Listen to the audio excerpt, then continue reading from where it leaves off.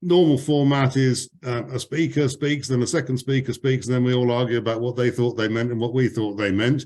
Tonight's two talks are very different from each other, and because Chris has to disappear off to another engagement, we will give Chris a hard time after he's speaking for a while first, and then we will switch to Patrick. So what can I tell you about Chris Murray? Chris and I have worked together on the board of Fusion 21 for a dozen years or so. Chris's full-time job was as the Executive Director of Core Cities, the lobbying group, which has brought about the, I'll give you the credit for this, Chris brought about the sort of decentralization of government, the city mayors, and the relocalization of a whole bunch of decisions that were previously taken at Westminster. And it says here, because he wrote this, he's a consultant and advisor on urban issues through Urban Psyche, his company, which brings tools of psychology to bear on urban issues. Chris and I have been talking for a long time about the notion of the intelligent city based on the sort of developments of the work I did on the notion of intelligent organization. And so Chris's theme tonight is very much on that.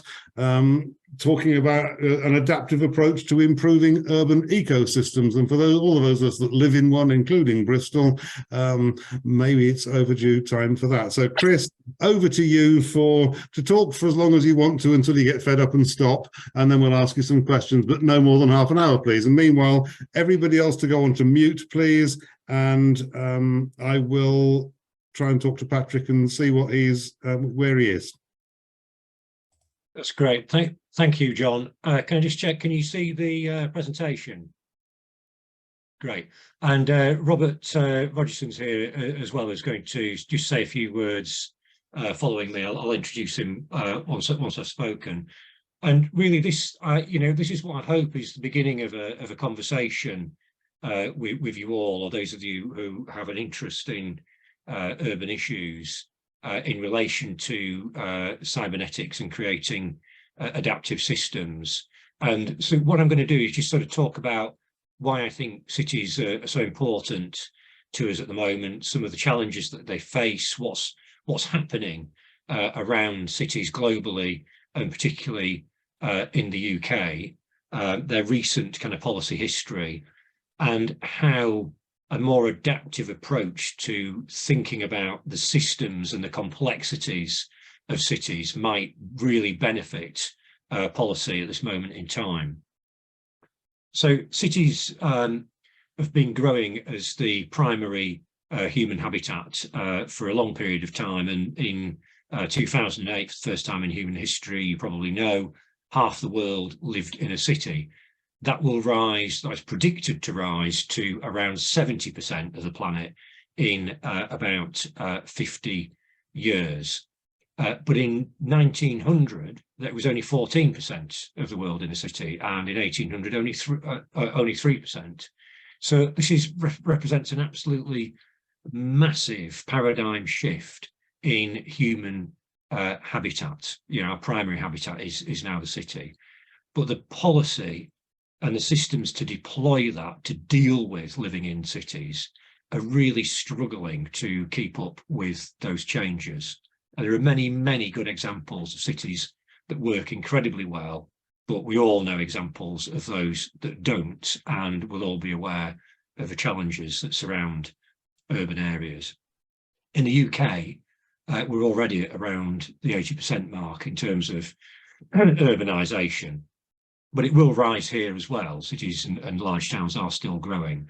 They make up about 9%, it says 6% now, it's actually 9% of the landmass in the UK, but deliver a huge proportion of its economic output and of its jobs.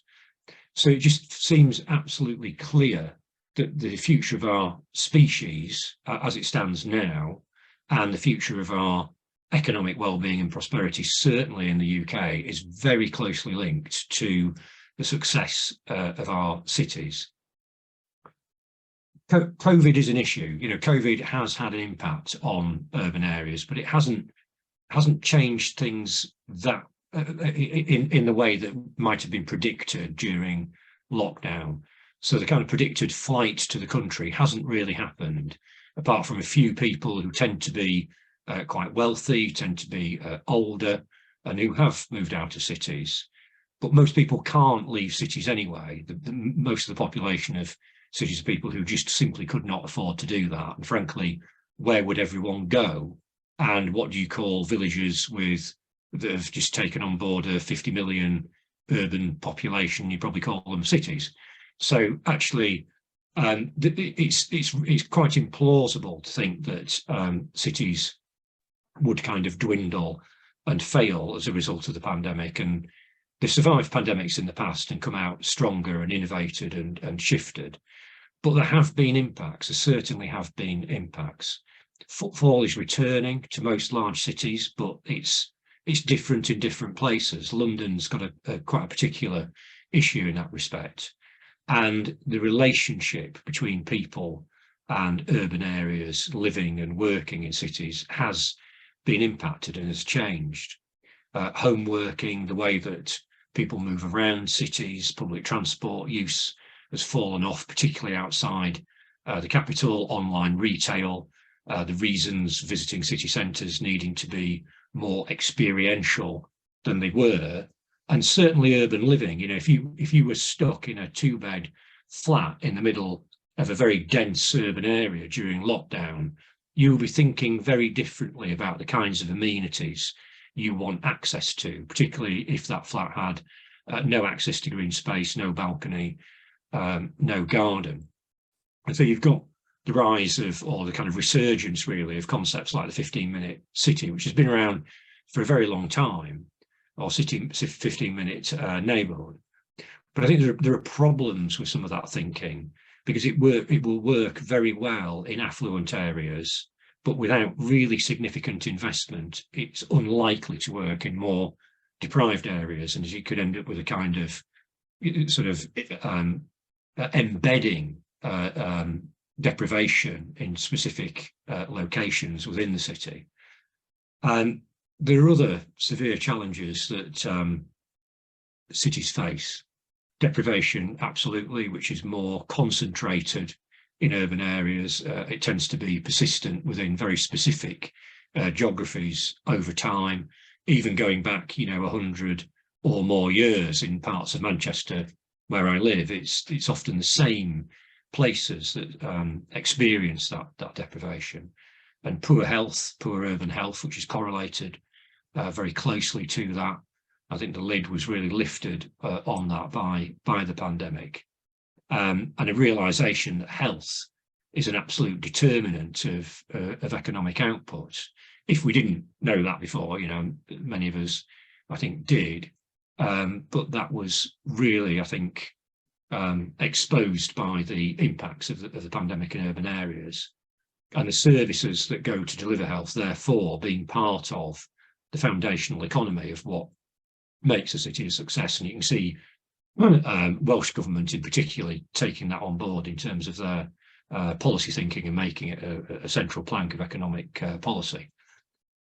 This slide shows urban productivity. The red line is London, the light grey line is Great Britain, and the black line is the 11 biggest cities outside of London. And what we did when I worked at Core Cities was get hold of all the available economic data for the last 40 years and crunch that.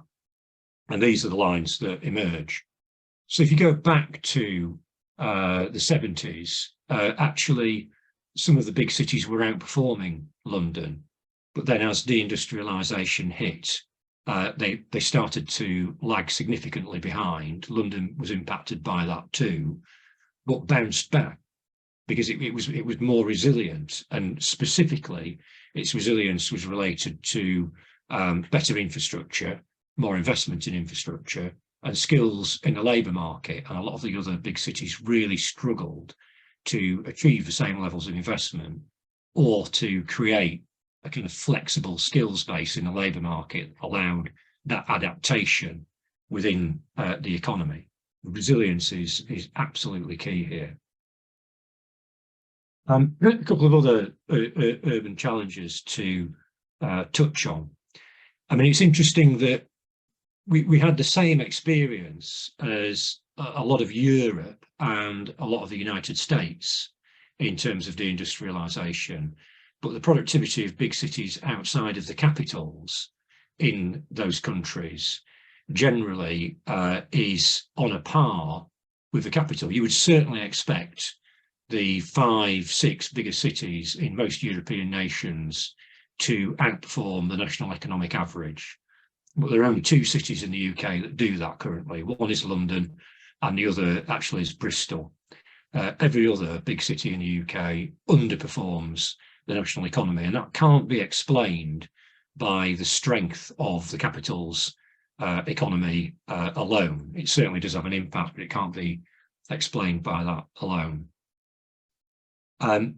Productivity in other European cities is per person a lot higher. So this analysis is a couple of years old, but in Munich, it's per person 88% higher than the average across the big cities in the UK outside of London. It's 40% higher in Rotterdam, and it's just under 30% higher in Barcelona. We asked the OECD to look at this in respect of core cities, and there were 2 big factors that they highlighted as having a bearing on this. The first is that cities in the UK have very little control over their finances and almost no tax raising powers. And the second is that they have really zero control over legislation and very low control over local policy, because most of that is decided by central government. So we have an incredibly centralised UK state, and the tax system tells you most of what you need to know about that, which is that cities in the UK control about 7% of the total tax base.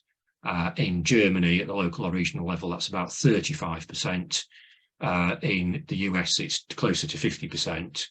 And the OECD average is about 25% controlled at the local or regional level. So you just haven't got the flexibility to do what you want in terms of investment and finance in a city in the UK. And that's the same for London as it is for all the other cities. Another major factor at play here is deprivation.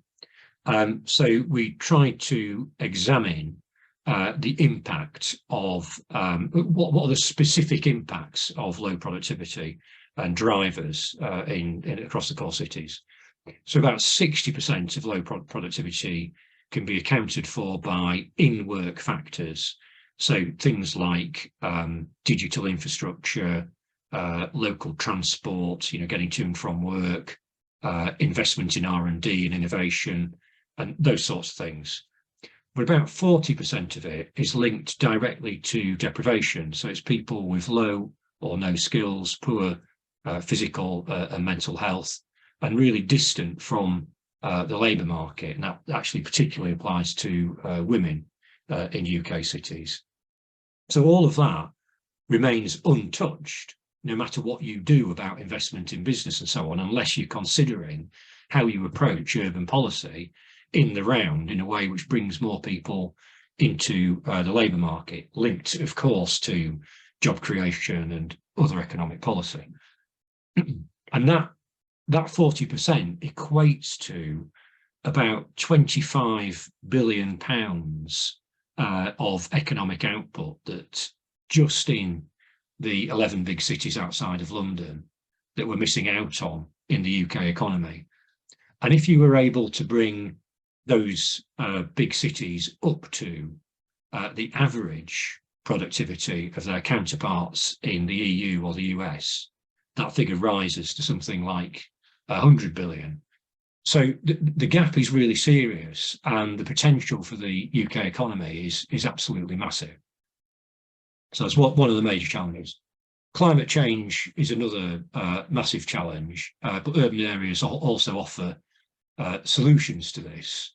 And generally speaking, although I'm talking about the challenges that cities have got, I would frame them as the solution, not the problem, to issues like productivity, to climate change, to social cohesion, and so on. And in respect of climate change, they're potentially the most sustainable habitat that we could have, largely because of their density and the way we're able to, in theory, configure them and use them. So the response to all of these challenges over the last sort of 20 plus years, 25 years, has initially been to put in place a set of regional architecture, particularly regional development agencies, that attempted to solve all of this in a relatively top-down way, followed then by the drive toward devolution that John mentioned, which has taken place over the last decade or so. City deals, devolution deals, formation of combined authorities, and the metro mayors. I think what I'd say about that, what I'd characterise that as, is functional rather than fiscal devolution. So in reality, it's the decentralisation of some functions, some services, some of the powers and some of the budget to go with that. It's not really significant local control where you can pull the kinds of levers that I'm talking about here and get that investment flowing and adjust your services and force alignment, have the powers to implement alignment at the local level to address all of this. So a further policy response has been what I would describe as place-based policy. And this was also driven by, to an extent, by austerity, which forced additional increased collaboration at the local level, because you've got less money to go around. What you really need to avoid duplication, and you really need to collaborate to try and get the same kind of service outputs. So these are attempts to pool budgets, to align activity within a specific geography. But it's really difficult to do if you don't control the necessary levers, because you're asking for a lot of trust between agencies, and one agency might need to spend more to solve a problem that actually benefits another agency's budget further down the line. So that's a pretty difficult conversation. Health social care is a really good example of that. Local authorities in England are responsible for funding social care. We know more funding needs to go into that. Ultimately, some of that spending would benefit the NHS because it would reduce the need for some services within the NHS. So the trick would be to get the NHS to pay up front to release some of those social care pressures. There is an example of that, which I'll come on to in a moment, but you can see how tricky it is to have those conversations. So the example is the Greater Manchester Health Social Care Integration Pilot, and it was a £6 billion devolution deal a few years ago. And this is sort of been overtaken to some extent by the integrated care systems, which have come online now. But what they did there was agree to pool budgets and powers without taking away the boundaries between budgets. So everyone kept their budget, but they were legally, contractually obliged to operate within a common framework. And it has made really significant gains, but it's a kind of generational project. And again, this is one of the challenges with applying these new kinds of adaptive systems to these really big urban issues, because you're certainly not going to see change within the existing political cycle, local or national political cycle. So you need to find a way of implementing this on a very long-term basis. Another example is climate change and cities trying to align, for example, around air quality and travel emissions charging schemes with active travel, with public transport, which has taken a massive hit in the UK post-COVID, which, I think has not had the investment that it should have had in certain parts of the country. And alongside that inability to bring in additional investment and to implement change through local powers, you can see a real struggle in trying to get these things to work as a system, as a collective system within a place.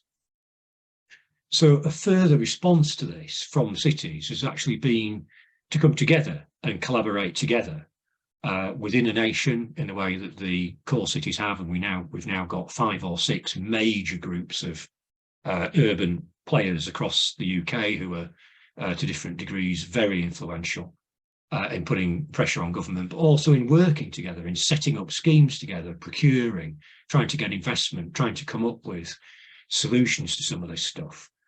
And you can see that happening at the international level as well, on climate, things like C40. There's now a G7 Urban 7 group formed by the core cities, with in-nation groups of cities from all the G7 nations coming together and actually advising the G7 heads of state group and saying, this is what we think you need to do to make your cities work well.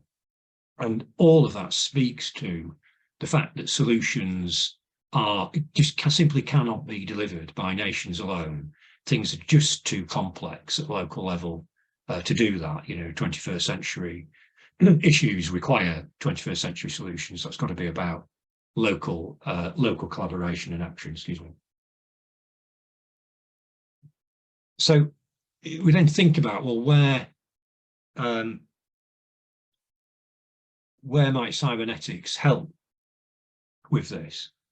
And this is really inspired by John's books, so the Intelligent Organisation and then the Intelligent Nation. And when we were speaking, I just thought, well, there's kind of a gap, there's a space between those two, which you might describe as the intelligent city, which takes some of that thinking, that sort of systems-based approaches, and applies it to the kinds of challenges that I've been talking about. And the city is a kind of set of complex systems par excellence, really. I mean, it's one of the most complex things you can imagine trying to tackle under multiple agency, multiple actor controls. And despite some very good attempts at trying to use system thinking, and a couple of which I've described, actually very little has happened. It's a kind of untapped resource, in my view, for trying to get to the nub of some of these really tricky urban policy issues and provide solutions. And I think it would be really interesting to do a project which tried to work out what an adaptive urban ecosystem looked like. I think perhaps not taking the whole of it, that's a big thing to do, picking a couple of areas and focusing on those and trying to apply that sort of thinking. I think the 2 areas where this has started to work is one is in health. I think it has started to work there, and the other is in climate. And I've done some work John touched on what I describe as urban psychology, bringing a very broad range of disciplines, psychology, behaviorism, psychiatry, neuroscientists, and so on, to work with urban planners, designers, and economists to think about how they shape the city differently to meet, fundamental human needs. And that has started to think through those systems. I think the work on climate has done exactly the same thing. And talking of books, and not to lose the opportunity, we published some of this in Psychology in the City, the Hidden Dimension, a book I wrote with Charles Landry, available at all good booksellers and probably some disreputable ones too, but just to mention that. So I think that the examples that have made progress in this area, what they've got in common is this very strong kind of interdisciplinary approach. And what we've had traditionally is really a set of kind of planners, urban designers, city leaders, and economists trying to solve these problems, often without branching out into those other disciplines, without bringing in those other voices and perspectives. And we've perhaps had a paucity of policy because of that. So could we imagine, and this is where I think I'd be really interested to hear from people on the call to get your views, could we imagine a project, an experiment using the principles of cybernetics and systems approaches to focus on one or more systems, to select those within a city, get a city interested in doing that, and go and work with the city to say, okay, let's try some things, let's think through this, let's take some different perspectives and try and model what a different approach would be like. And then, you know, in my kind of fantasy for this project, we then get to actually implement it in a city and discover all sorts of things about how we can tackle these fundamentally important issues. I mean, fundamentally important to all of us, whether we live in a city or not, because cities matter to all of us. Even if we, you know, you live in a rural area, you absolutely need them to succeed. So I'd be interested in your responses to that question and any of the above, and also to themes or areas that you of issue that you think we might take this conversation forward and look at specifically. So I think that'll do from me. And I just hand over briefly to Dr. Robert Rogerson, who's Academic Director at the Institute of Future Cities at Strathclyde University, where I'm a visiting professor as well. He's doing some work specifically around the future of urban centres, which I think touches on everything that I just said. Thanks very much. Thank you very much, Chris. I'm going to try and share my slides with you too, if I can get that to work. Yes, I was asked by Chris if I would sort of respond to him and take further perhaps his challenge and question he's raised for all of us. You know, where and how might cybernetics add something to the current conversations that are taking place?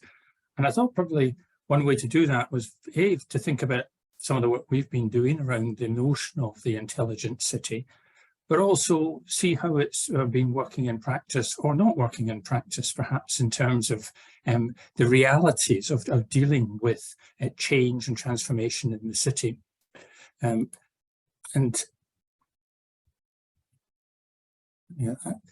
We've been looking for the last 5 years at the city centre recovery. City centres, the heart of the ecosystem that Chris has been talking about, which we've been saying is so important to us all. And what we've been recognising long before COVID arrived was that they really require sophisticated and quite sustained solutions to them, something beyond what we're currently doing to make sure the city centre doesn't die, town centres don't die, the high street is no longer as vibrant or thriving as it has been. And so there's been a recognition that something different has to be tried in that space.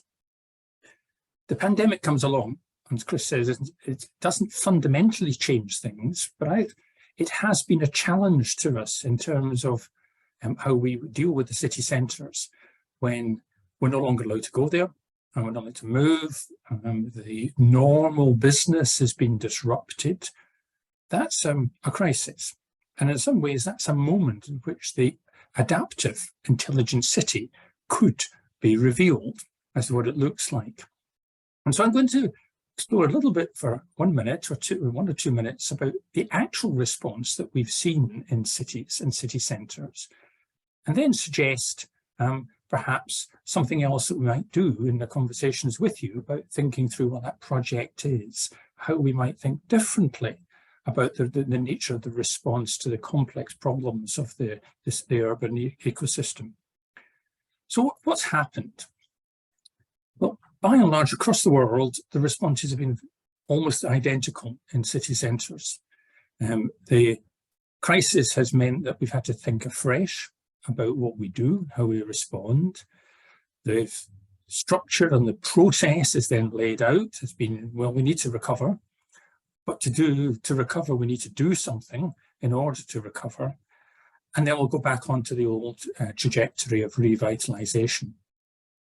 So the initial moment is where you get new ideas. And if you've been living or been in city centres in that first phase when COVID struck and most of us were closed out of cities, there were all sorts of adaptations made to the city centre spaces to try and make them safe, to make them healthy, to bring people back into the centres. And they were all planned out in those first 5 or 6 months. And then they were gradually brought in the pre-recovery stage. They were working with the stakeholders, and then finally they were put into practice. And as we move to the new normal that we're living with at the moment, the agenda's gone back to where it was before about revitalisation. Not very adaptive. Well, maybe there is an adaptive element to it, but the reality, I think, as Chris is saying, is that the fundamentals haven't shifted. And so the question might be, I would suggest, is, what is it that we could do differently? What are we missing in the processes and policy responses to opportunities that were created here for something different? What do cybernetics, what do other disciplines could do to help us move on and move away from the traditional approach that the economists and planners have had? And maybe one element of that is actually how we measure success. It's been an interesting conversation I've been having with 5 or 6 cities across 5 continents about what they mean by recovery from COVID. And almost without exception, these are the sorts of measures they're using. The traditional notions about a vibrant, thriving town centre in terms of number of people, the occupancies of certain things, vacancy rates that are the opposite of that, the business mix, the assets, these are the sorts of terms that we use. So perhaps one of the questions we might be asking is, are there other ways in which we should be evaluating and assessing what we mean by the adaptive nature of this ecosystem? And maybe that's an entry point into the project that Chris is outlining. And finally, just to get us, provoking us a little bit, I'm going to take up John Beckford's notion of the intelligent element of this and think through what a smarter, intelligent future city system might look like. And again, this is something that we've been working on in the last 4 or 5 years. One element of that, starting in that box that says number 1, is the idea that we move to more intelligent responses. Our responses led by intelligence. So we're actually in positions where we're no longer thinking of societal scale, large scale interventions, but more targeted. Ones that have been then in turn, and number 2, working with people, not just for people. And as we've seen in terms of COVID's response, it's largely has been working for people, the stakeholders and others, rather than with people. And then in turn, that gives us new elements of accountability. And in the chat earlier, there was a question, there was thought about, could we make this more accountable?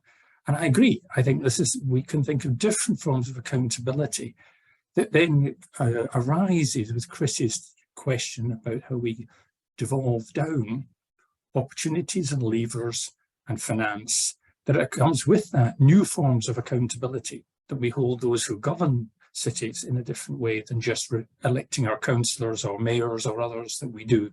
What more could we add on that to make them accountable? Because in turn, then they are likely to be more adaptive. And finally, in my view, that one of the critical shifts here is away from those metrics that I talked about earlier, the traditional economic-led metrics, to ones where we move away from provision and service delivery and efficiency to the question of quality of life. And if we think about the improvements of quality of life for individuals in a different, smarter, more intelligent and individual-led way, then perhaps we'll end up with a more closer to an adaptive, resilient urban ecosystem. So those are the sort of thinking we've been bringing to bear, working with mayors and city leaders across the world. And as like Chris, I'd like to welcome everyone's thoughts as to how in cybernetics can help us to break out of the current structures that we work with when we're thinking about responding to opportunities in the city. Thank you. Robert, Chris, thank you very much. Do you want to unshare, Robert, so I can see a lot more faces? Thank you. the 33 people. So the first response I shall give very, very early on is to say, Chris and I have been talking about the idea of some sort of project on intelligent cities together. Delightfully tonight, Patrick Hoverstadt, wherever you are on my screen, Patrick is in my equivalent position with an organization called SCIO, which is Systems and Cybernetics in Organizations, with a whole bunch of really interesting and capable people. Also on the call is, if he's come back in again, is Mike Jackson. I can't see you at the moment, Mike. So I think I can reasonably safely say to Chris and Robert that we would be delighted to join in with designing and operating a project, and I'm sure that SCIO would join likewise. And Mike Jackson, there you are at Hull with the Centre for Systems Studies. We can put some sort of extremely strong set of brains together to think through the challenge you've presented. There's all sorts of other interesting people with ideas on the call as well, but we can't possibly name them all. One of the ideas that came into my head as Chris was speaking was that back in 1993, I think it was, Stafford Beer wrote of a world in torment, a time whose idea must come. What Stafford was really talking about was structural social inequality embedded in the very structure and fabric of the universe that we've created for ourselves. And I'm sure if he were here tonight, he would be saying some forthright and probably quite pithy remarks about the state of our democracy. Margaret, you picked up the question of democracy in the middle of all that, and saying it's about time you buggers started to listen, or words to that general effect. So I'll shut up. I see some hands up. Matthew, do you want to ask a lead-off question? Okay. Hello. Thank you for the presentation. Can you hear me okay? Yeah. Okay. So it's not really much of a question. It's just something I was thinking. Well, while you were mentioning adaptive cities and that, I was thinking while I was looking at the pictures of the cities, everything's made out of concrete, and that's not. Yeah, this is what I was thinking. Maybe you should consider that if you want a city to be adaptive. Maybe you should consider the materials you're building it out of, because if you make everything out of concrete, it's going to last 100 years. And be really expensive and you have to break it up. That's maybe not the best adaptive material to use. So that's just something I was thinking. We are stuck with the cities we've got to some degree, at least in the short to medium term, I guess. James, you're on mute. Yeah, got it. Hi. I'm going to make an observation. I actually found the presentation quite disturbing. And I find it disturbing from the perspective that it wasn't until the 5th slide that Robert showed that you actually started to talk about people. So this came across to me as very much a bunch of bureaucrats and planners and specialists doing things to people in a social engineering kind of way. So it didn't come across that what we're doing is engaging with people, providing people with what they need. It's all about productivity and the functioning of an entity which is effectively just a combination of people. So it may be, the way in which the presentation was just done, but what about the people in this process? They are going to be the people they're going to be the things that push back. If we go into cybernetics, the displacement will take place to people and by people. You only have to look at ULIS and all the problems that to my mind, crazy bunch of nutcases are doing, right? To look at some of the disruption that's going to take place if people are forced into situations where they have to pay to commute, they have to pay to drive, they have to pay to go anywhere and be mobile at all outside of community provision of transportation. So Chris, you might want to respond to that. I know you better than James does, obviously. So, Chris, you're on mute, and then Robert. Sure, thank you. So, I think, I think the other point was a really interesting one as well about use of materials, and the 2 points kind of link together actually, because it's it's what makes a place feel human and how you can live in it as a human, as a human being. I think in the presentation, because speaking to. And obviously I've made assumptions about the audience, we all make assumptions, that you're interested in systems, and so I've focused more on those systems. I think particularly in the urban psychology work, which I didn't talk about to any great extent, that is wholly about people. It's wholly about the impacts that urban environments have on people. The fact that urban mental health is twice as bad as non-urban. The fact that cities are relatively new in terms of human evolution, that almost no one lived in one globally until 100 years or so ago, and psychology is oddly absent as the kind of primary discipline that deals with people's emotional well-being. So it's absolutely a focus of my work and my business. And the book I mentioned, I mean, we started that book with a quote from Shakespeare, which is, "What is the city but the people?" And we followed that with one from Churchill, "We shape our buildings, thereafter they shape us." And so I absolutely agree with the point that it's about people and understanding the links. I think we're only really at the beginning, in the infancy of understanding the ways in which urban environments impact on us and impact on our mental apparatus, our emotional apparatus, which we bring with us into cities, but the development of which didn't happen in cities. It precedes cities. So I hope that gives you a bit of a flavour of the kind of things that I'm thinking around in terms of the person-centred approach. But I haven't to be fair, I haven't focused on that in the presentation. I've talked more about cities. Thanks, Chris. I knew that, and I knew that's what more or less how you would answer. But the rest of the audience don't have the benefit of my experience of you. So, Robert, a quick response. Then I'm going to come to you, Patrick, and then I don't know whether you want to say something, Mike Jackson. You just put a comment into me. So I'll do Robert, then Patrick, and then Mike, and then we'll start thinking about our next session. So, Patrick. Okay, I mean, my response to James would be yes, absolutely.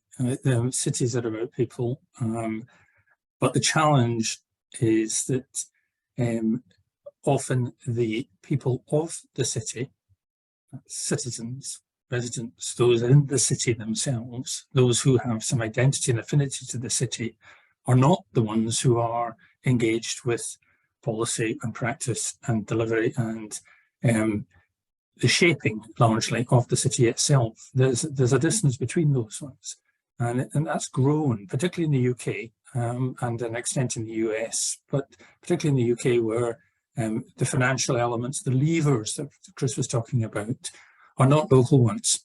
So actually the engagement with local citizens and local people is absent. I've spent all my academic life, the last 30 years of working there, working with marginal groups who are not involved in that process. So I believe firmly that they need to be in there, but it's a struggle.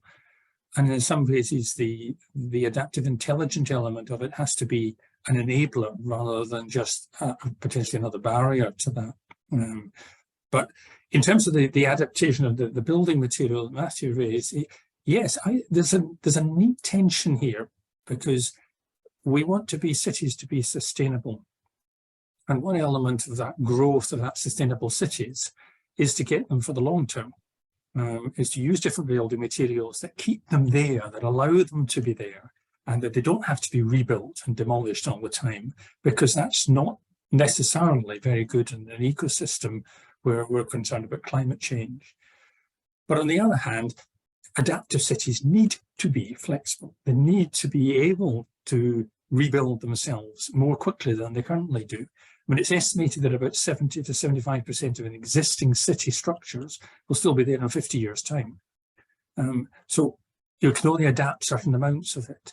So there's a tension that Matthew you raise, and if we go back historically, really historically, then you see that cities themselves were built with materials that were often burnt, subject to fire, and therefore rebuilt. And they were much more adaptive in the sense of being able to respond to societal needs. So I think it's a good question. It's a good element to build in here. And the tensions are there with the broader agenda of a sustainable city as well as an adaptive city. Thanks, Robert. So Margaret's very briefly mentioned for the second or third time this afternoon, quite rightly, the whole process of democracy. And I think there is an interesting question around democracy here, and the challenge of not creating democratic systems, but building systems that persist in sustaining democracy and in democratic engagement in the processes that are going on. So, Patrick, I promise to come to you. So you're up. Thanks. I mean, it's more of a couple of comments in a way. So one is just to endorse your point, John, about, yeah, it'd be great from a SIO point of view to get engaged in the project around this. My thought really is around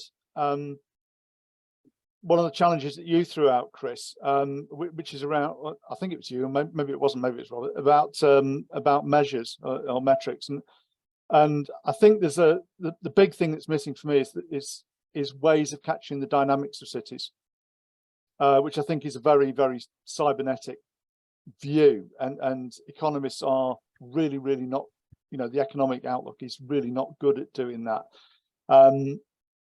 It's difficult from where we are not to sort of delve back into the beer experience in Chile or Forrester's work on urban dynamics, which is the start of system dynamics. But I mean, there are massive lessons from both those initiatives, I think, to look at. And I think, getting a grip on the dynamics, what's growing, what's not, what's shrinking in cities, how to understand them as dynamic systems, I think would be a huge step forward. I'm just thinking about, I mean, I'm a Mancunian, so I understand where you're coming from, literally, Chris. And it was the fastest growing city in the 19th century. The Corn Exchange the Royal Exchange was pulled down, I think 4 times in something like 20 years, because each time the trading outgrew the footprint. So it was being pulled down and rebuilt before it was even finished each time, and that was a sort of measure of the dynamics of the city. And I think getting a better handle on those sorts of things would be epically important in this. Thanks, Patrick. So Mike Jackson, you've been typing your advert into the chat. You might as well tell everybody, and then nobody will miss it, please. I have to apologise. I was having real trouble with my Zoom early on, but I thought what was being said about cities, and it was fascinating. I'm certainly interested in taking that up. And it was actually something that you said, John, that reminded me that next Wednesday at the Metaform event, I'm talking about Bogdanov, Stafford beer, and intimations of a post-capitalist future. So I thought it would interest a number of people on this call who perhaps not picked it up. And the details are on the Metaform website, and it's a standard Zoom dial-in. So you just find that I can dial in, and I hope to see people next Wednesday on that. Thank you for letting me get that in. Thanks, Mike. And Metaforum, for those who don't know, is spelled METAPHORUM. So just stick that into Google or any other suitable search engine, and I'm sure it'll find it for you. I think the important sort of finding from all that is there's an awful lot of work going on. Thank you, Goran. Awful lot of work going on, awful lot of thinking about this. So, Chris, Robert, I will connect you with certainly Patrick and Mike and anybody else that lets me know they want to get connected, and we'll put on some sort of discussion somewhere fairly soon to get this started, because that'd be really exciting. Abdul, is it a short one? You're on mute. Hi, it might be very interesting discussion. I happen to be working on another Mancunian, by the way. Well, actually, I'm a Yorkshireman. I happen to be living in Manchester, so it has to be qualified a little bit, John. So I happen to be working on kind of a large city program in the Middle East. Some of you might know what it is at the moment. So we're thinking about how do you design, build, operate a city, and the role of data. And data is a really interesting point. Well, not necessarily data, but insight and analytics, and how that drives the way you think about your city. So really, not only is it a really interesting point, it brings up lots of questions as well, really, about governance and security and privacy and all that good stuff. So the role of data in a city, I think, is really important, something that we think about, because we now live in a world where kind of these schisms, the idea of designing and constructing being distinct, or the idea that traditional information technology and operations technology are distinct, are being challenged. Data is really the glue that binds, and making data available to citizens and planners and people alike is fundamental in the right way. So I think the role of data is really important. That's the only thing I'd probably add to this conversation. That's brilliant, Abdul. Thank you. And when we get our meeting together, we will invite you along. It'll be interesting that the city project you're working on, of course, is not a particularly democratic society, even relative to ours. So it will be interesting to see how some of those ideas start to emerge. So, wow, I like to conclude these things, but I really can't on this one. I think the conclusion is, as always with research, more work must be done. Chris and Robert, any sort of further reflections on what you've heard and the engagement with people? Yeah, just a final quick point, John. I mean, first of all, thanks very much for all of those points, which are really welcome, and the sort of energy and enthusiasm that you've responded with. That's terrific. I think and including the point about people-centered focus, that's really important. The one piece of work that I have done on adaptive city making actually is in the urban psychology work, which is an attempt to create a toolkit for psychologically resilient city making. And this is all about the different impacts that cities have on people, and whether that affords them a sense of kind of connection, of empathy, of aspiration, of ability to, self-actualize and follow their own goals and so on. So there's something perhaps to build on there. And I'll have a think about everything that you said, all of you, and perhaps just send a short note round following the meeting, and John, we can talk about next steps, but just big thank you. Robert, anything to you? Echo that. I came in thinking I'd get a few ideas, and I've come away with a huge number. So thank you all. Can I pick up one other point? I think it was Vanilla Beer. You said project's a great idea, but what about implementation? Well, I actually think we're at a moment for cities where there is an enthusiasm to do something slightly different than been before. And as Chris has already alluded to, I think this is led by two of the big challenges, health and climate change, where cities are understanding that if they want to meet the goals that have been set for them, they need to do something different.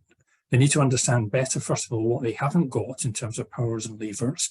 And then secondly, they're welcoming ideas for possible alternative ways of approaching what they have got and enabled to do. So I think there are chances to do something here. And certainly we're working at the moment with 3 or 4 cities looking at net zero as a goal, and 2030 is a goal set for all of them and the UK government. And almost everyone understands that we're never going to get there in 2030 unless we do something significantly different. So I think implementation is possible, an opportunity to get new ideas out there, and I welcome the opportunity to join as many of you as enthusiastic as possible to take them forward. Thank you, John. Brilliant. Thank you, Robert. Thank you, Chris. So my sort of final comment on this one for now, and as ever with me, there's never quite a final comment, is there? Is that Margaret mentioned in the chat a little earlier on about the little autocrats of Croydon, which is, I think, the most bankrupt local authority in history now, and demonstrable, should we say, a demonstrable lack of apparent competence in the basic task of managing the basic money and keeping the city solvent. So there is a really, really big question for me with all this. As our national government is demonstrating, we don't always elect the best people to sit in national government, or indeed pick the best civil servants. And cities, for me, seem to have the same problem, writ equally large, shall we say. So I think there is a challenge around leadership and governance of the democratic process by which all this happens, as much as there is a problem with the livability of the cities. themselves. So I look forward to engaging with all this with as many of you as are able to join in and help us take it forward. So Chris, I know you'll have to disappear at some point, so just wave goodbye when you're ready. But obviously you, Robert, you're most welcome to stay into this and any other event we run in the future. They're there every month, and they're usually mildly entertaining, if nothing else. So so at this point, we're going to change topics almost completely, but not quite, probably. So Patrick Hoverstadt, as I said, Patrick is the chair of a group called SCIO, or I pronounce it SCIO anyway, a professional body for systems practitioners, and indeed a body that is offering a proper qualification in systems ideas, which is really brilliant stuff. Patrick, as we all do, has written his ideas down in a book which he's called The Grammar of Systems, and he's going to talk to us about all of that. So Patrick, just over to you, the stage is yours. And for those of you who can't see, Vanilla is waving her copy frantically in the distance. Patrick, thank you. Thank you, Vanilla, for that. See if we can get this to work in terms of sharing the screen. No, that's not.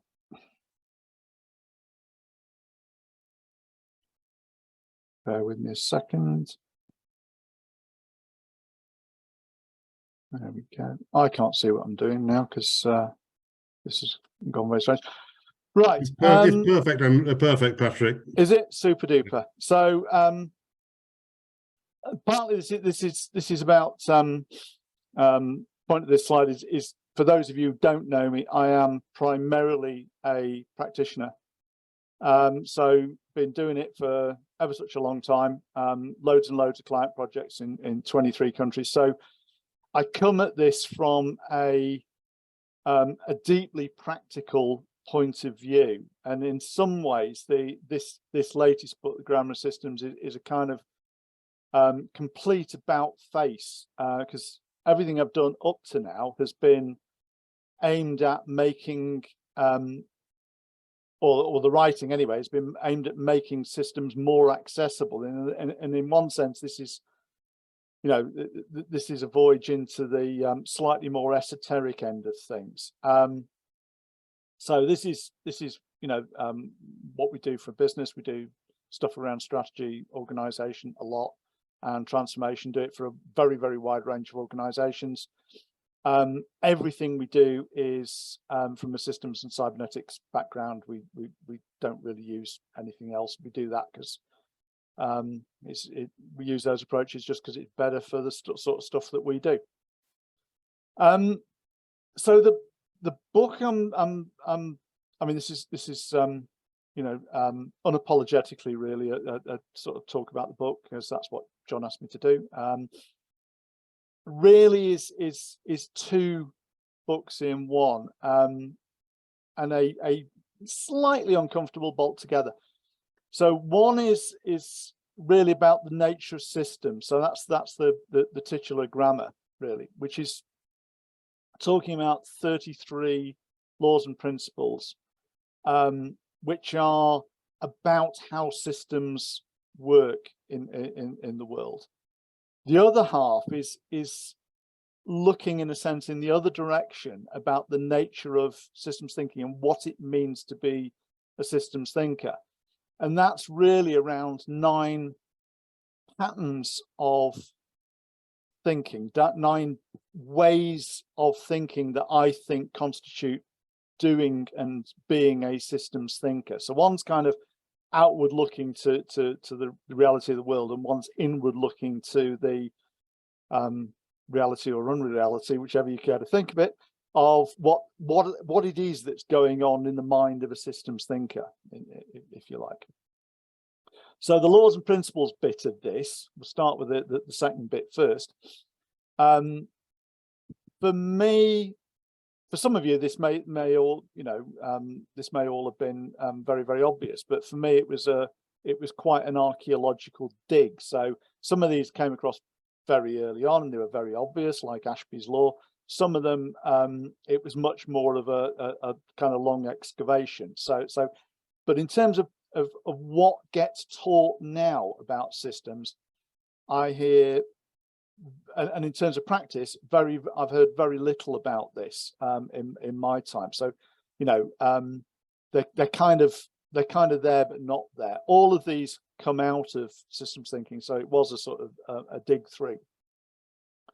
All of them are to some extent embedded in systems practice. So they are, if you like, the foundations of the methodologies that we tend to use. Excuse me. And the thing that was surprising to, well, a couple of things were surprising to me in pulling this together was really that they fell into three families. These are not type boundaries, and I'll go into that a bit more in a minute. But there were three sort of reasonably distinct clusters. They are, I think, a formalization of the thinking patterns. So they are kind of the formal expression of those. Possibly controversial. So I've had surprisingly little pushback on this, but doubtless it'll come. Part of the reason for doing it, I think, is because these were largely forgotten about or ignored. Partly it's because I think they're unbelievably useful, really, really practical, really, really usable, and really, really useful, and blisteringly quick in some cases. Also think that, and this I think is germane to the last discussion.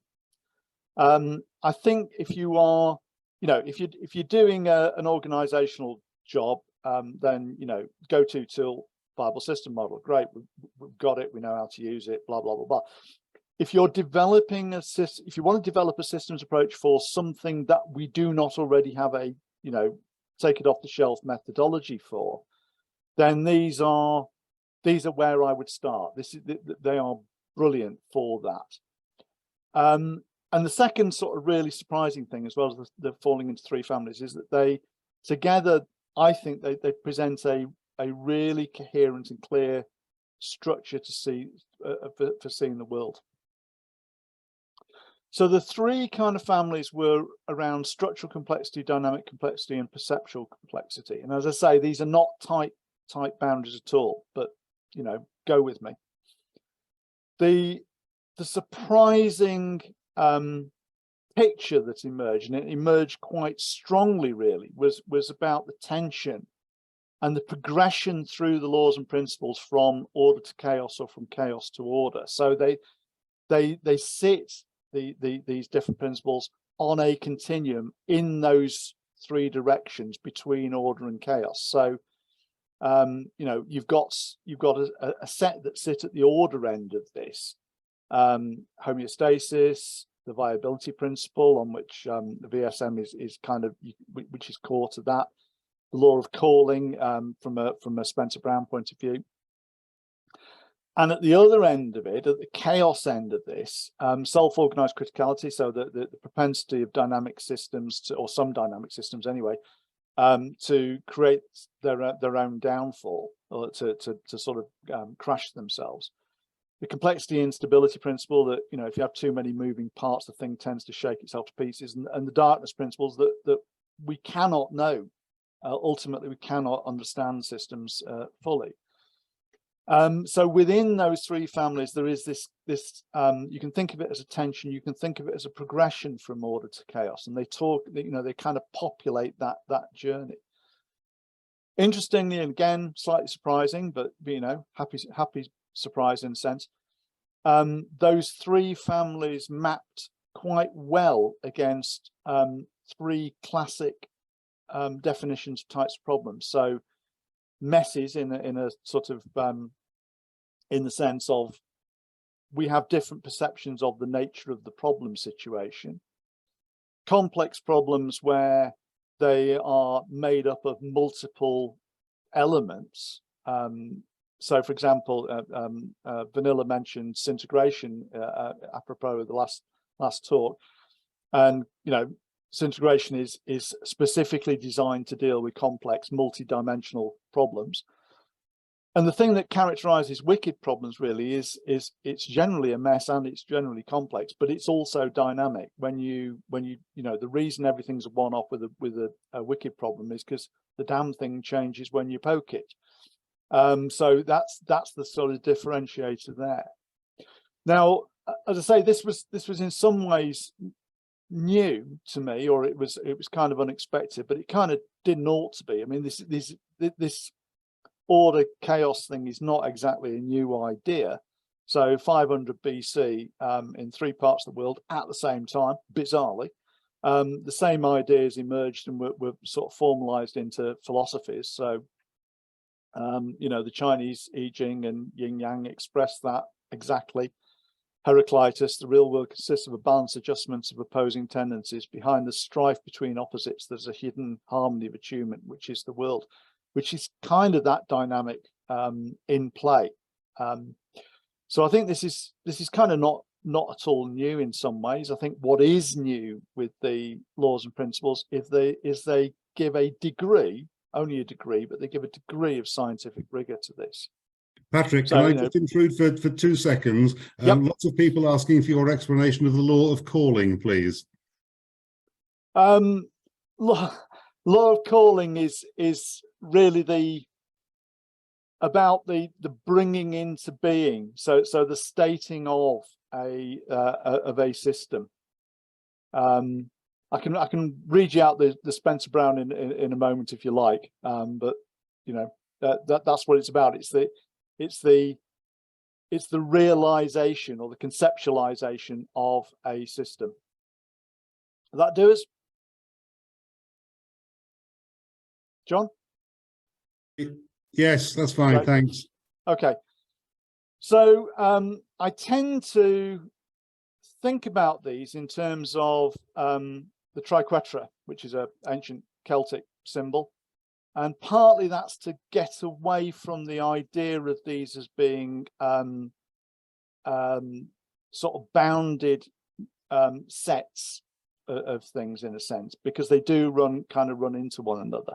So on the perceptual domain, you know, this starts at the order end with the law of calling, goes up towards the darkness principle at the chaos end, and comes back down to Conant-Ashby theorem. You know, every good regulator of a system must be a model of that system. On the structural complexity, you know, taking up from the Conant-Ashby, Ashby's law of requisite variety runs down to complexity and stability principle, back towards the viability principle, that dynamic tension within a viable system. And in dynamic complexity from homeostasis, which is tightly related to the viability principle, through to self-organized criticality, and then through to the back towards the order end of this with the steady state principle, and at the center of it, emergence. So partly this is to do with understanding how these kind of almost sort of hand off to one another in terms of that order chaos dynamic. And also I wanted to capture the way that the perceptual and the structural and the dynamic relate to one another, which, as I say, you kind of don't do if you just bang it into a Venn diagram, which is what I did to start with. So you know, it's slightly self-indulgent, but it is a visual that tries to capture that feeling of it. And one of the things I wanted to do in the book really was to convey the feeling of dealing with these things in all their slipperiness, if that makes sense. I said that you know, the methodologies, the systems methodologies that we kind of know and love are to some extent built from these things. So if you take system dynamics, you know, the J. Forrester stuff, really it's built from the 2 circular causality principles, you know, positive feedback and negative feedback, homeostasis, law of reciprocity of connections, relaxation, blah, blah, blah, blah, blah. So, you know, those are what, in a sense, make it up. And the methodology is an instantiation of those principles at work. So it's the how you model those things happening.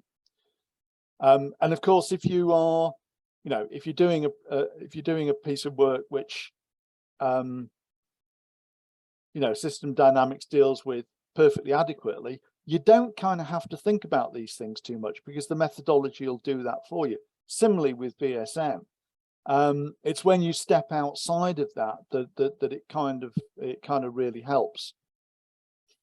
And I think it, you know, this can seem quite abstruse, but I think it is, for me, dramatically useful and quick. We do quite a lot of work in pharmaceuticals, and not in pharmaceuticals, in the pharmaceutical sector, you know, with drug companies. Now, there's an unspoken secret in pharmaceuticals. It's so unspoken that they can't talk about it. I mean, they sort of know about it, but they daren't even talk about it, which is the cost of developing a new drug doubles every 9 years, and it has been doing since the 1950s. So this is an exponential. The industry is now less than 1% as efficient as it was before we were born. And, you know, whenever you get an exponential, the smoking gun is positive feedback loop. Nobody's looking for the positive feedback loop. But if you were serious about trying to tackle this as a problem, that's what you go looking for. And there's some obvious suspects, you know. But if you're familiar with the laws and principles, that takes you like 3 nanoseconds to get to, right, that's what we should be looking for, you know. If you tackle that from an economics point of view, you kind of get nowhere fast. We've got a number of clients who are involved in, who are trying to do scaling agile, and coming unstuck in all sorts of ways with this. So, you know, they've got agile methodology and Scrum and what have you, which works great at a team level. And then they're trying to do it at you know, they're trying to do it on projects building, you know, designing new fighter planes. And you kind of go, well, it doesn't work like that, you know. And again, you know, straight to it, viability principle, systems viability depends on balancing autonomy with cohesion and stability with change over time. This is absolutely at the heart of the problem of scaling agile, and it gives you a handle on it straight away. These are the things we need to be looking at here. Yeah. You know, we're all involved in change, and it's got a dismal record as a method, as a standard approach. 70% allegedly of change projects fail. Where do we go? Homeostasis principle. System is stable if its key variables remain within the physiological limits, and systems are set up to do that.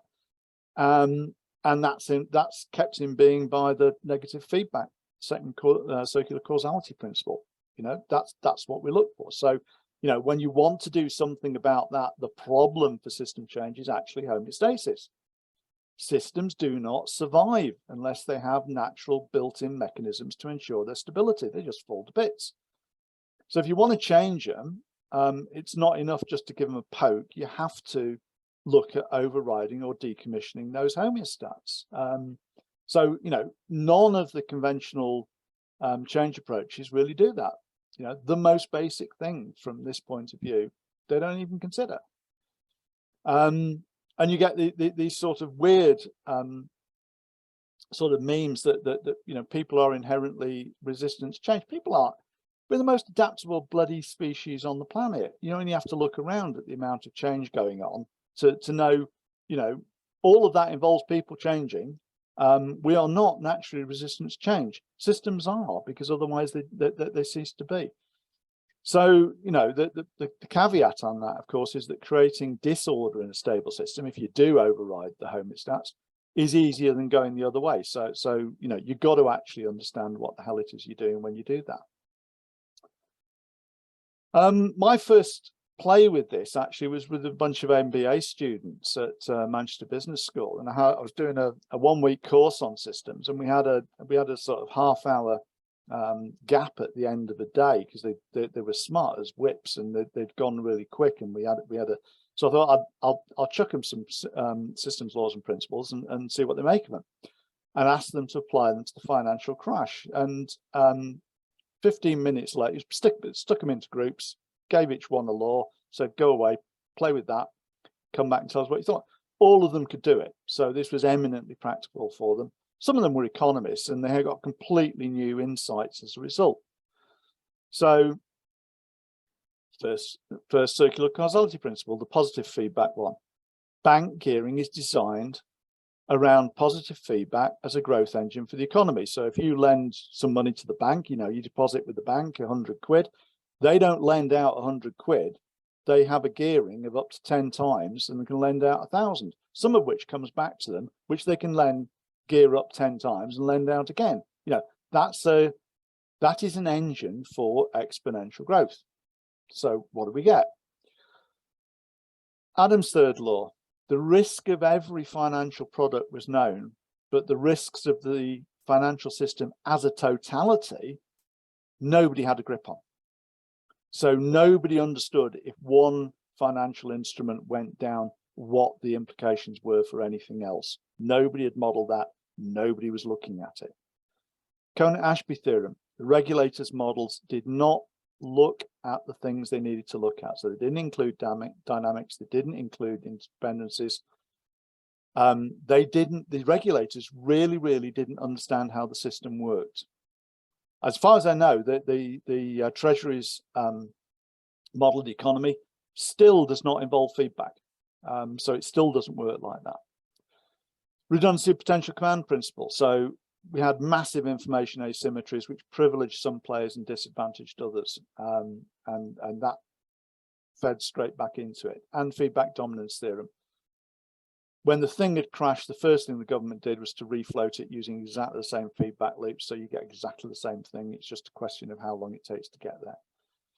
And for the thing overall, relaxation time principle. So the socioeconomic system, if it gets hit by shocks before it can recover, it may never recover. And of course, we've had the financial crash, we've had COVID, we've had Ukraine.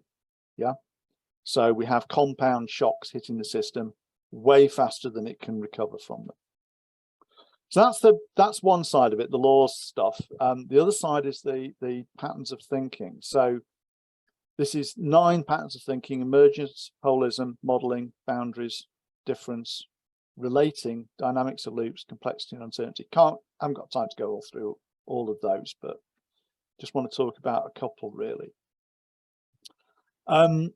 Each of these is a pattern of thought, a pattern of thinking. It's an architecture of how you actually go about thinking about stuff. Each of them has a bundle of techniques that can be learned and practiced. And I think you can be a practitioner just by following methodology, but to be a systems thinker, you actually have to think differently. And this is a personal view. This is what I look for in systems thinking in myself and in others to know if somebody's doing it. Others may completely disagree and say, no, that's the wrong list, Patrick. That's fine. But this is what I think matters. Yeah. I remember asking one bunch of systems thinkers what they thought the key concepts in systems were, and emergence didn't figure anywhere. For me, it's absolutely the fundamental thing.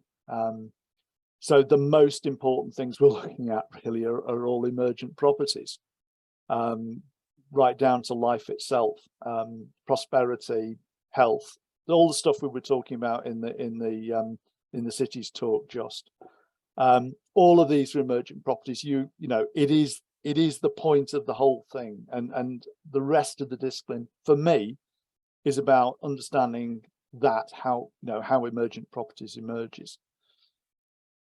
I said this is a structure of thinking, and I think the holism one is the easiest in a sense to get at that. So if you take the 3 steps of reductionism, you take the thing that you're interested, the system you're interested in, you break it down to its parts.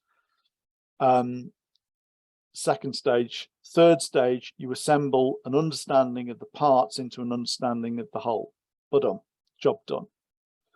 Holism is completely different. So step 1 is you ask, of what is this a part that I should understand it? You use that contextualization to understand it and what its parts are, and then you understand the nature of the parts.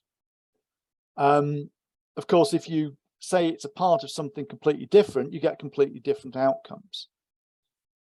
I find with quite often with people who are reductionist by nature, that that they deny that there is any difference, or they refuse to even try thinking in a different way. And this is my experience has been that this is really difficult to shift people who are wedded to reductionism. So the denial is a kind of defense mechanism from trying anything else. I've timed groups on their rate of going down levels to going up. The most extreme I came across was a 50-to-1 ratio. So a group that sort of plummeted 50 times as fast as they could climb, just a bit scary and unbelievably tedious, actually. But this is for me, this is a skill where precision is needed. I know people who go up and just, end up trying to change the entire cosmos in order to change a light bulb. So knowing how many levels to go up or down and when to do it is a question of precision, and I think that's a practice issue. But this is, as a technique, it's observable, it's learnable, and it's embedded in systems methodologies. So PQR in soft systems, we tend to do VSM. The sort of the standard thing is you do VSM at 3 levels. This is built into methodology. Each of these things has different facets. So if we're talking about the dynamics and loops, one of the 9, there are different aspects to it. What the reciprocity one, so if we have relating one way, what comes back to us? What this relates to law of calling. So what system gets called into existence when a loop closes? So when a loop closes, a dynamic system is formed. What's the nature of that system that gets called into being by that? The arc of being. So what is the nature of the stability of the system? So the stability of system is built on loops, because what they do is repeat. They are the nature of memory. They are the nature of persistence. So physiologically, neurologically, our memory is the running of a loop. Yeah. Same with organizations. The patterns of behavior, processes are stability, processes are a repetition. That's the point of a process, is you repeat something that works. Yeah. The arc of becoming. So where can you see the engine of self-organization at work and change? What change dynamics are active where? Each of these affects all of the others. So as you're going through this, this is really, I mean, the reason I do the knots is not just I do rigging on ships, but I think it gives a feeling of the intertwined nature of this as a way of thinking. It's very non-linear as a thought structure to deal with these things. Some of these are quite easy to do. Some of them are really hard. So relating, in systems, the primary thing that we focus on is relating rather than things the relationship is between. Again, I've had people say that's impossible to do, and you go, well, yeah, really isn't, but it is super slippery. So we don't even have a language for this, really. And slippage from thinking about relating to thinking about things is very normal. So in Bible system model, which we kind of know and love, at its heart, VSM is a set of complexity balances, and we move almost without noticing it from thinking about complexity balances to thinking about relating, to thinking about a relationship as if relating was a thing, an entity, to thinking about the activities at the end of that relationship, to the VSM subsystem that holds that activity, to the organizational entity that instantiates that. So we've gone, inexorably almost from that very nebulous idea of complexity balance to, oh, it's the HR department or something like that, And I think this is one of the hardest ones to keep hold of, to not lose your grip and descend into thingism. I'm told by people from some other cultures that other languages and other cultures are rather better at this than ours. And I don't know if that's true. And I don't know if it's just me that finds this difficult, but for me, this is one of the hardest ones to kind of hang on to. Similarly, complexity. I think complexity is at the heart of what we do, and it is what drives the emergence, and it is structural and dynamic and perceptual, our three axes.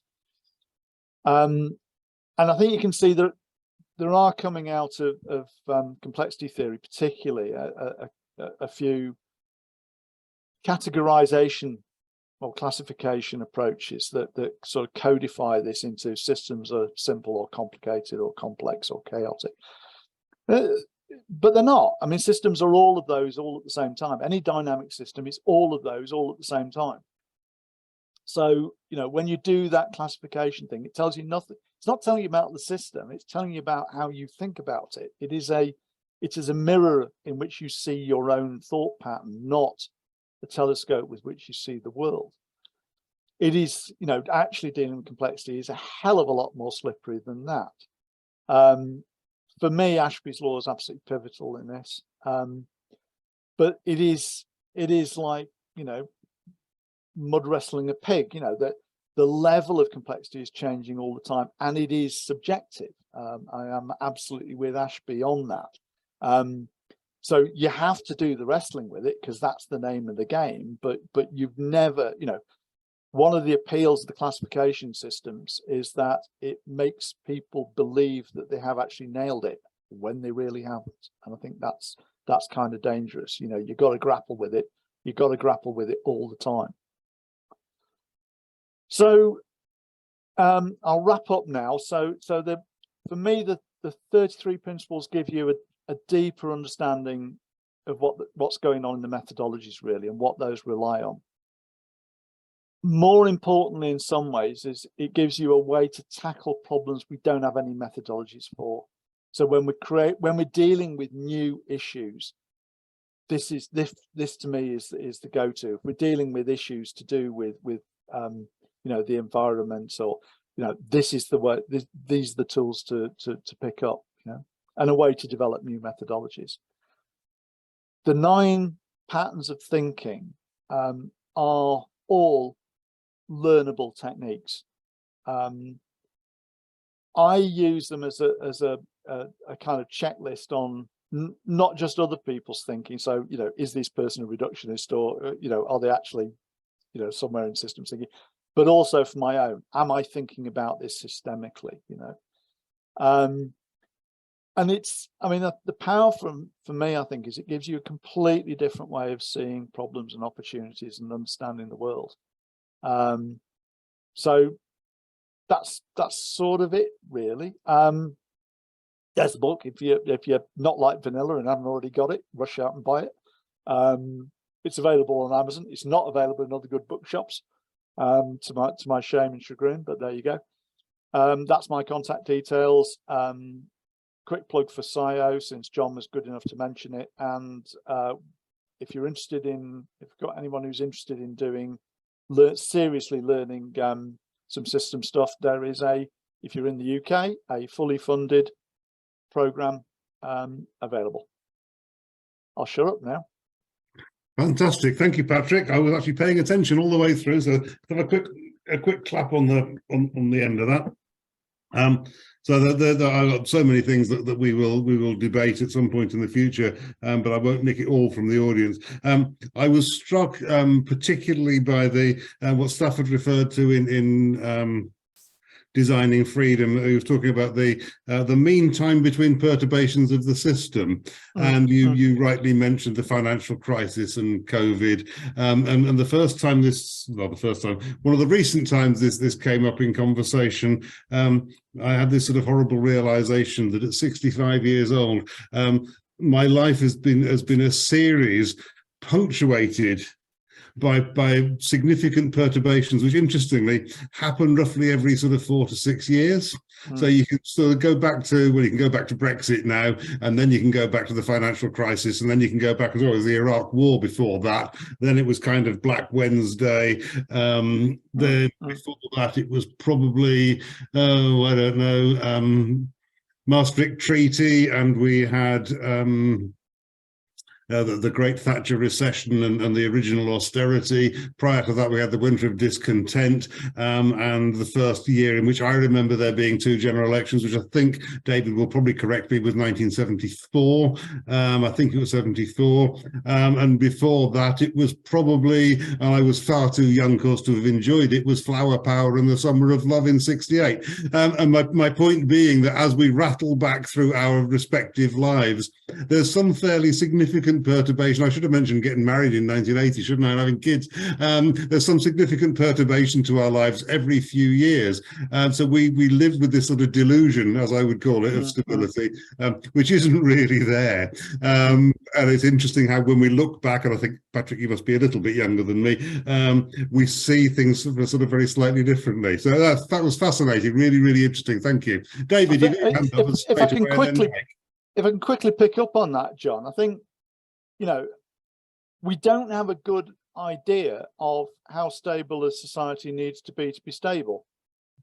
And given that it's fairly bloody fundamental, I think that'd be a useful thing to have a handle on. But I think, yeah, going back through history, you can kind of go, oh yeah, that was pretty bloody turbulent, but actually it was okay in the end. I mean, obviously. So physiologically, we talk about, and Richard Berry, who's not with us tonight, Richard's a doctoral student at, a grown-up doctoral student at Loughborough, and the part of his work, we've come up with adopting the physiological definition of allostasis, which is the sort of dynamic stability of living systems. As actually the thing we're after. We don't want homeostasis. We actually need allostasis for the things to be the intelligent living city, to be the adaptive system. So yeah, really good. David. Okay, very much enjoyed that, and I believe appreciated it, Patrick. Thank you very much. What I would really like you to amplify was when you talked about the 50-to-1 rates of ascent and descent by groups going between holism and reductionism. If you can give me 1 or 2 practical instantiations of that generalization, it would probably also help me to get it, because you can tell which way I tend to go. It wasn't a generalization. It was I have measured groups, and the worst example was it was actually a bunch of IT guys, bless them, who went from a discussion about the applicability of a type of model to a type of situation down, I think it was something like 10 levels of abstraction, to a story about one of them using a particular artifact in a particular context. And it took that took like about 4 minutes, and it took us 2 hours to get back up to the level of abstraction, which was what we were supposed to be talking about. How useful is abstraction, though, if you can't go down to the concrete? Don't you want a bit of a leaping up and down oscillation there? Yeah, but you don't want a 50-to-1 ratio, do you? You don't just spend 50% of your most of your time at the bottom. Okay, thank you. You want to be able to navigate. You want to be able to climb as fast as you can descend. Fine, and then you want to be able to go. Now we ought to be going up. Now we ought to be going down. Yeah. And if we all got that, then, you know, there'd be a lot more people into cybernetics, presumably. I think you just get a lot faster, further, a lot faster, you know. Thanks. Thank you. Mike Jackson. Hi, Patrick. Hi, Mike. It's a question about the principles and the feeling I've got that you can either confirm or deny. I thought the financial crisis example was a really good one, where people were looking at the crisis and you gave them a law and they examined it that way. The feeling I've got is that it might be easier to use the principles when you're in hindsight. In other words, when you're looking back at a situation, and to an extent, the situation defines the scope of which principles might be applicable. But I think I'd find it more difficult to use the principles in designing a new system, if you like. I'd be floundering about a little bit in terms of which of them were most relevant. I don't know whether that's a correct, but it's something that you think has resonates with you, having more experience of using it like that. I think that's right, but I don't think that's I don't think the floundering's a problem. It just takes a bit more time. So you're absolutely right. It's much easier to use them in hindsight, because like everything's easier in hindsight, isn't it? You know, in my experience, to the extent that I've done it forward facing, because I'm lazy and I do stuff in hindsight too, you know, it takes a bit more practice and just more time to go, well, is this likely to be relevant, and if so, what would it tell us? And do I believe that or not? And it's less certain, let's put it like that, Mike, because you haven't got the evidence to do the, you know, if this applied here, we would see this. Do we see this? Yes, we do. Therefore, there's a good, you know, prima facie case that this applies. Yeah, you've got that with hindsight. You haven't got it looking forward. So it's inevitably more of a punt. So where Stafford talks, Patrick, about in his use of VSM, he talks about sort of system for the outside and then. But when we're sort of playing with the design of future systems, is not then that the question that says, what is back to what is it we think we're trying to achieve here? But what's the purpose of the system? What is it? And using that against your set of principles as a sort of set of criteria. If this is the purpose, if this is the emergent property we seek to stimulate, how do we assemble something that might give us that? And it probably won't, but it might give us a starting point for thinking about that. Yeah, absolutely. And I think, you know, the financial example is a good one from that point of view, because the gearing ratio allowed to banks is you know, it's written there, you know, and you can go, right, what happens if we have that gearing ratio? So and if we halve the gearing ratio, what would happen, you know?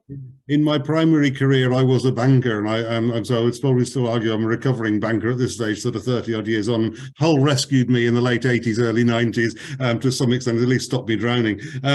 So the ratio has been around for several hundred years. What wasn't around prior to Big Bang in 1985, when sadly I was working in the city, was the deregulation of finance in such a way that the leveraging went, your 10 to 1 suddenly became 1,000,000 to 1 on various certificates of deposit that were sold and resold and resold and resold. It is actually the reselling activity that amplifies that curve in quite a horrible manner, and undamped by lack of effective regulation is and of course I always argue that regulators, as I've experienced them, and they're for off gem and off gas and off what and all that, they actually don't understand the principles of regulation, so they're really, really bad at it because they just do bad economics rather than vaguely competent regulation. Yeah, basic Karen and Tashby, they don't have a model. None of them have a model of the system, do they? Clement, welcome back. I haven't seen you for a while. Yes, glad to be here.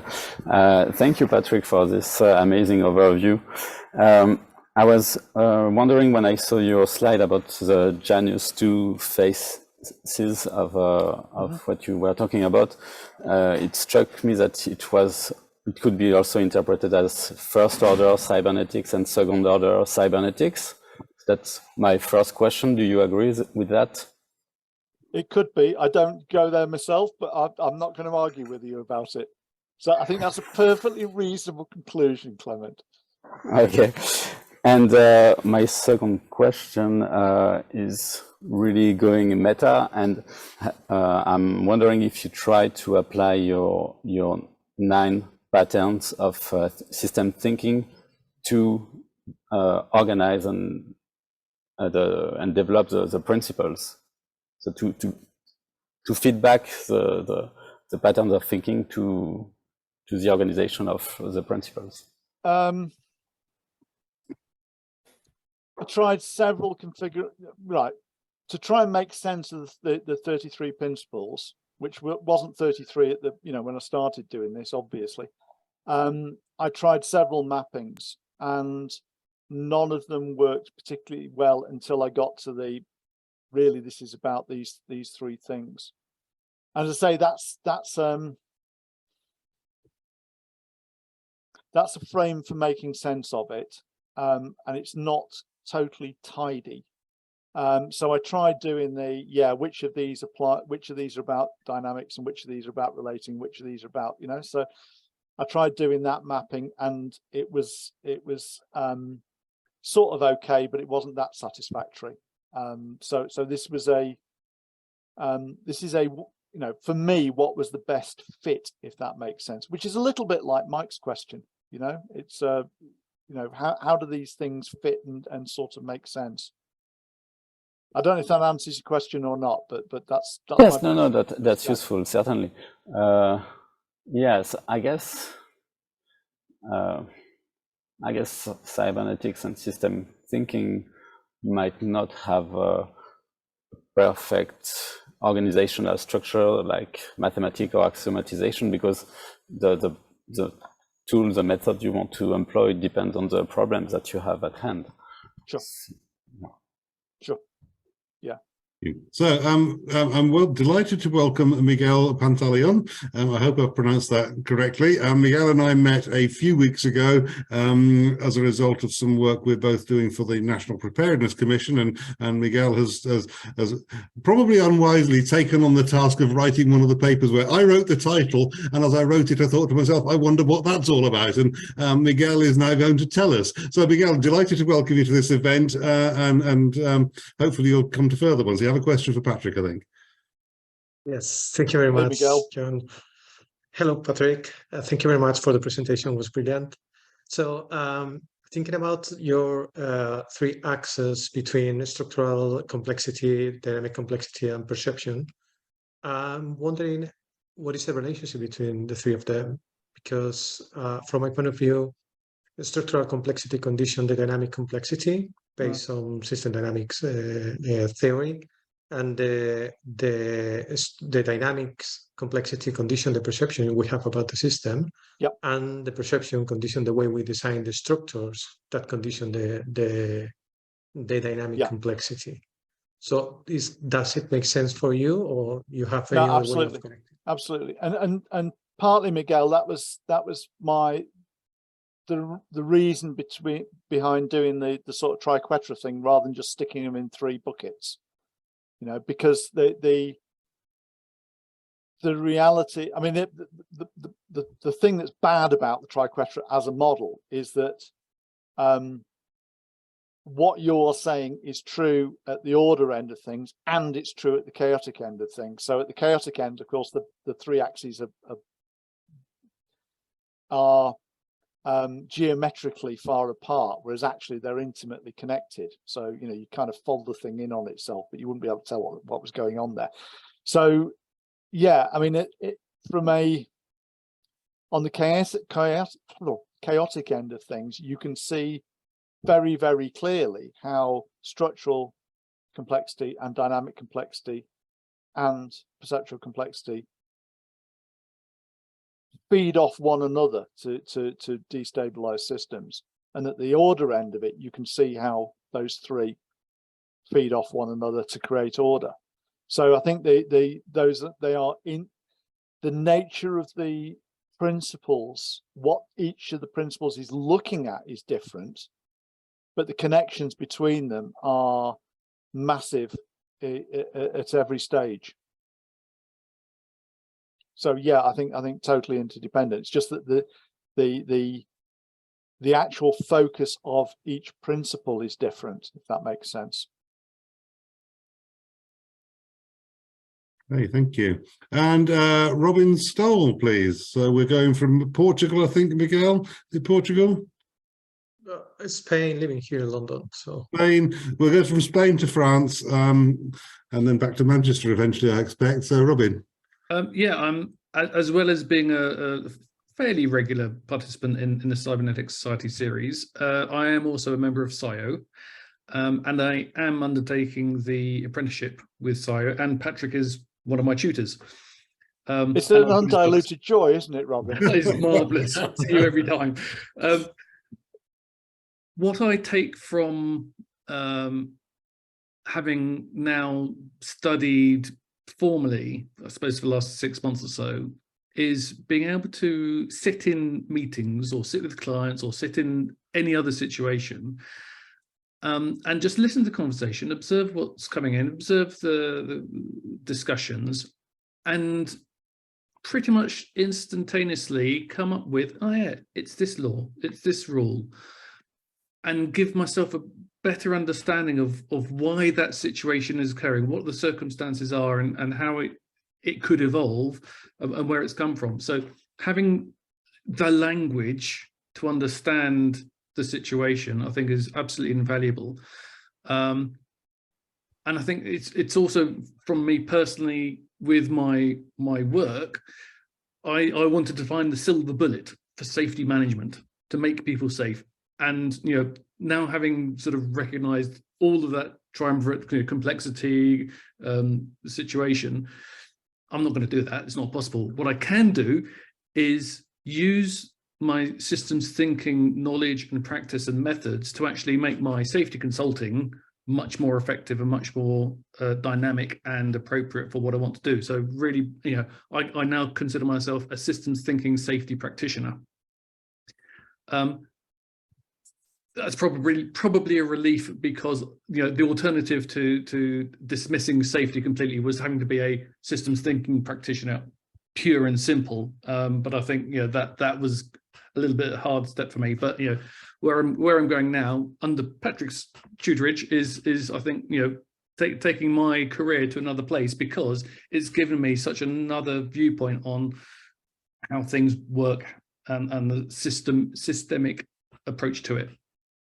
Thanks, Robin. I think We've got a little bit of time, so can I go to Carl and Abdul and then let you respond to them all together, Patrick, if that's okay? So Carl, quick question. You're on mute. Thanks very much, Patrick. Just trying to... Hey, Carl. There we are. Thank you very much. There you go. Read the book. Thank you. You must have spent a fortune tonight, Patrick, on all these books to give out. Oh, no. Yeah. So just building on what Mike was saying, in terms of the sort of like rhetoric, sort of benefit of hindsight thing, we've got to be very careful, I think. And I read your book and I thought it was useful, but I also felt that there was a quest there to try and codify things, which is obviously useful sometimes, but also a need to try to codify things, to join things up. That there appeared to be an undercurrent to try and join things up rather than just respect useful tools which may or may not be useful or not, as the case may be. And it sort of reminds me of a very early paper I read back in '89 when I was doing my master's regarding computer supported cooperative work by Bannon and Schmidt as 4 characters in search of a context. And it sort of reminded me of this, really. So at what point do you not bother putting effort into codifying the joining up, and go, no, there's no point in linking this with this because it's so wildly complex that it has to be driven by other factors. Right, so we'll pause on Carl then. Abdul, your quick question, and then I look forward to Patrick's very compound response. Abdul. Hi, Patrick. I too have a copy of your book. I wonder, have you come across Lars Skinner's general systems theory and their attempt at trying to list principles and whatnot? It was you don't have to answer the question now. So I really like the viability principle. I use that as a cornerstone of trying to think about enterprises. Kind of how do you manage the whole and autonomy of the individual? But then I struggle with trying to create an inventory of principles and rules, which is what I have been trying to do, and the inherent contradictions. So you got Conan Ashby on the one hand saying you got to have a kind of every good regulator must be a model of that system, and then you've got the darkness principle on the other hand saying systems can't be known. So I'd be keen to understand how you grapple with those challenges yourself personally. To what extent you try and resolve those, or are you just happy with them just lingering around in your mind? And which are the ones that you find most practical, or which are your go-to principles, maybe, and what triggers that? Perhaps. Sorry, quite a few questions, but you've really got about 2 minutes, Patrick. I mean, there is a neat overlap, I think, between Carl's and Abdul's, and I may have misunderstood both of them in this, but I didn't try that hard to do the whole joining up or methodologize. I definitely didn't try to methodologize this really. So I'm quite comfortable with the fact that some of this is untidy. I'm quite comfortable with the fact that these are not tight groupings, and I'm quite comfortable with the fact that not everything, you know, we can do this directly relates to that. So there are clear connections in some places and not in others, and for me that's just fine. One of the things that was very, very different in the writing of this for me was that everything else I've done is you're basically taking a plate of spaghetti and pulling it out in straight lines and describing it in straight lines. And I deliberately didn't want to do that in this book, because that to me is part of how the thinking works. And it is messy, and it is untidy, and it is loose ends and. So I think, Carl, if I'd been seriously trying to do what I think you think I was trying to do, I'd have forced a lot more connections than I did. The ones that I pulled out really are the ones that jumped out. So that the work I did on trying to sort of make sense of the 33 was more in terms of, I can't just stick 33 down because that's going to, you know, that's just a mess. There may be some order to it, but the one that jumped out, which is this 3 families, jumped out. I didn't try and enforce that. Brilliant. So I'm going to intrude on everybody at that point, because I think that's a really interesting point to stop on, because it's there's a grave danger with all the stuff that you're describing of what I describe as sort of systemic reductionism. We end up making another bloody checklist, which is deeply unhelpful, because it takes us away from thinking about the problem to delineating the problem in list form so that engineers can solve it, and that kind of screws up the entire process. So I think I think admirable attempt, Patrick, to avoid making the list, because I think that's the easy thing in life is always kind of to do that, particularly those of us who've got some sort of engineering mindset. It sort of really gets in the way. Ladies, gentlemen, that's been a fantastic 2 hours. I'll get the recording tidied up and pushed back onto YouTube so you can argue with it properly to your heart's content for the rest of your lives. Patrick, thank you very much. I shall say thank you again to Robert and Chris for what they did. Been a really good event. Next month, we have Angela Espinosa talking at length about her work on using the VSM. And I'm hoping, I've invited Matthew, wherever you are on the call, and Cornelio, who are 2 new students of cybernetics at Loughborough, and I'm hoping that they will introduce us to the research work that they're doing, which bridges that gap between theory and practice, and they're starting to just on their sort of first bits of output, and there's some really, really interesting ideas coming through, which I'll be able to share with you. So I will see you all in whatever it is, the 2nd Wednesday in April. Thank you very much indeed. Nice to see you, and see you all again soon.